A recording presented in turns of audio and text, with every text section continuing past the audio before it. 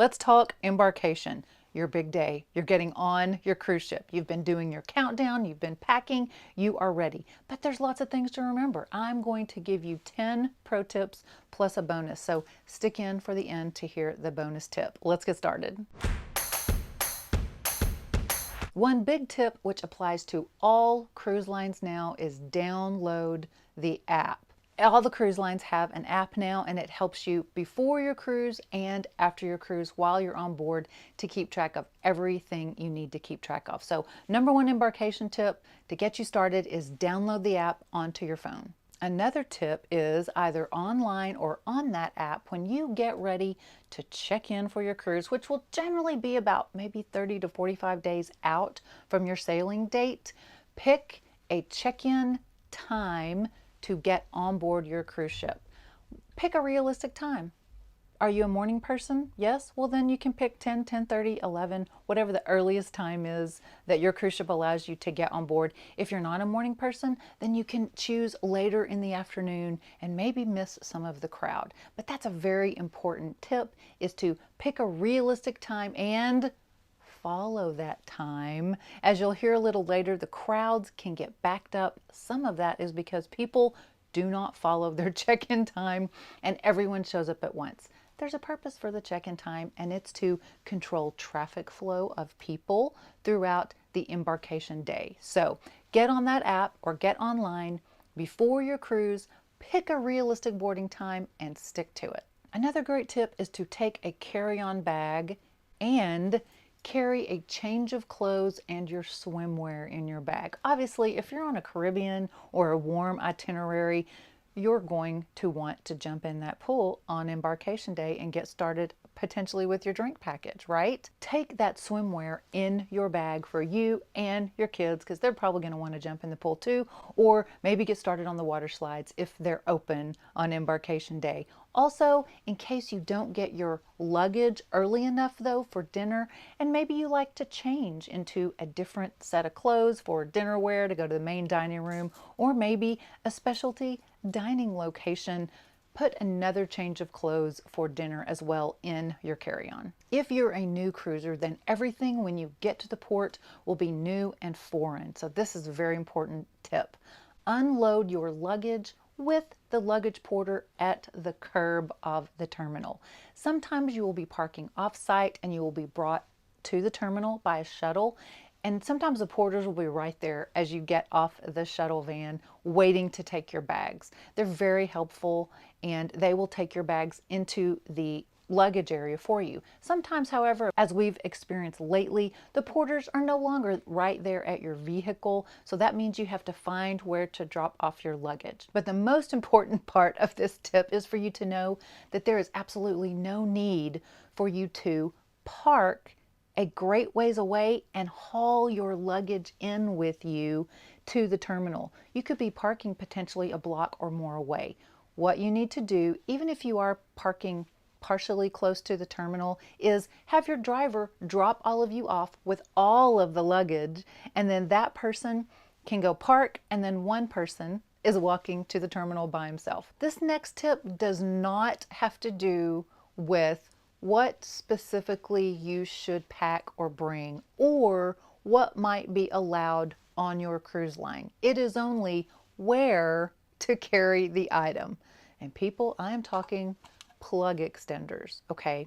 Your cruise line on your cruise line's website will have the allowed kind of plug extenders you can bring and the things that are disallowed. So this tip is not about what's allowed or what's disallowed. It simply is that you should carry any kind of plug extender, no matter what it is, in your packed luggage, not in your carry-on.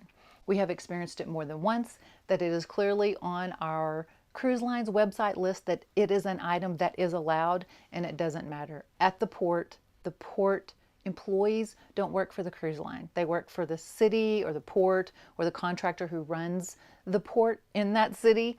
So they probably don't know the specific cruise line rules, and you don't obviously want to get into an argument with the people going through security. So what we have found has always worked for us personally is we always put any kind of plug extender, no matter what it is, in our checked packed luggage. So that last tip was a don't. This one is a do.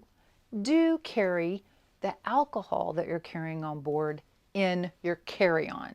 Okay, every cruise line will allow you a certain kind and amount of alcohol that you can bring on board with you for your cruise time period. Make sure you check your cruise line website to see what that is. Sometimes it's 2 bottles of wine, sometimes it's 1 bottle, maybe 2 bottles per person, maybe it's 2 bottles per stateroom. Just be sure you go to your cruise line website and check.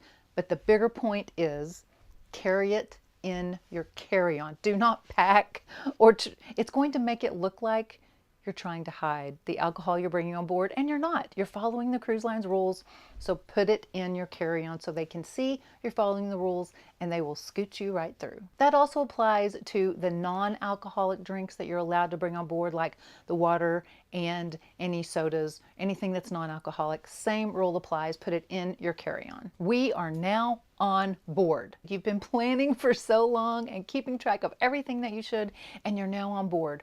Okay, it's still embarkation day. What's a good tip for when I'm on board? Number 1 tip for once you get on board is e-muster must be a priority. Just go do it. You will have already done part of your e-muster on your cell phone, on the app, before your cruise. Probably watching a video, maybe listening to the safety horn, right? So that will already be done. Your muster station will be on your boarding pass. So when you get on board, you'll probably immediately start seeing all kinds of signs that direct you to the proper muster station. These days, because all of the cruise lines are still doing e-muster, electronic muster, we don't have to gather on the deck any longer and wait for everyone to get there. You will have done the first part on your app. When you get onto the ship, go to your muster station. You'll hear maybe a 2-minute speech from a crew member, and they will check you off and you'll be done. The ship cannot leave. Are you listening? The ship cannot leave until every passenger does muster. It's a legal requirement. So just get on board, go immediately to your muster station and get it done. The next tip for once you are on board on embarkation day will save you lots of time and maybe some headaches later on. Stop by the kids club. It might be Kids Zone or Adventure Ocean. Different cruise lines have different names for it. Find it and get your reservations for the week done and get your child checked in. So different kids zones work differently for rules, but usually the babysitting slots for throughout the week will fill up quick. And you want some adult time, right? So get to the kids zone, check your child in.